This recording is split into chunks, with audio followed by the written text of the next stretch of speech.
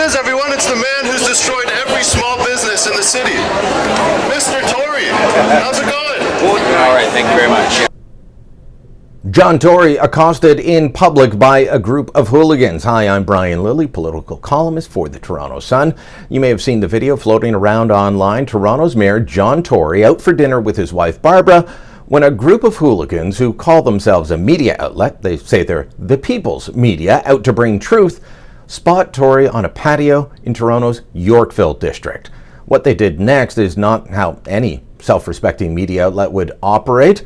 They just jumped in at him and started yelling at him.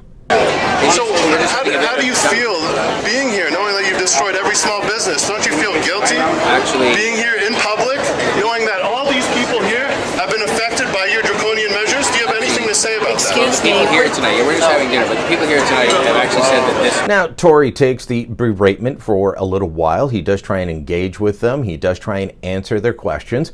And eventually, he's asking to be left alone. So is his wife. They're out for dinner by themselves. This is not a public event. This is not John Tory's office. They're out for dinner down the street from where they live. This isn't how we should be acting in Canada. Look, I have disagreed with John Tory's policies, his statements, many times throughout the pandemic. I have done so within the last week.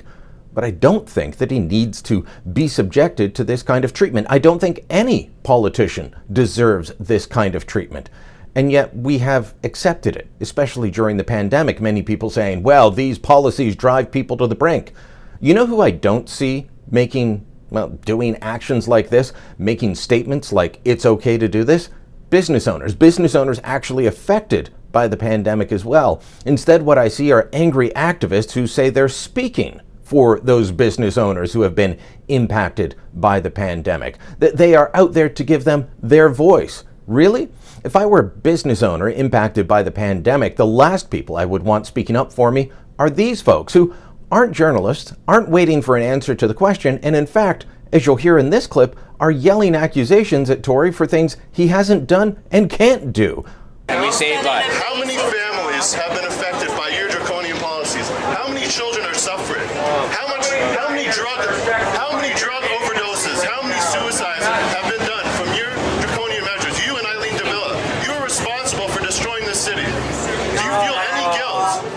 Any guilt at all? Excuse me, sir. Excuse me. The ends don't justify the means in politics or in any aspect of life. We can't allow this sort of thing to go on. We can't condone it, and we shouldn't be calling it the people's media or anybody else's media. The people behind this are nothing short of hooligans. And if we allow this to continue, how long until the next step is saying, well, let's just make citizens' arrests and lock them all up like the lunatic that was going around Ottawa and showed up at Queen's Park a little while ago? How long until the next step after that becomes, let's just round up the politicians and string them up because don't they deserve it anyway? No, it isn't how we behave in a civilized and respectful democracy, which is what we've built here in Canada and something that we should fight to preserve.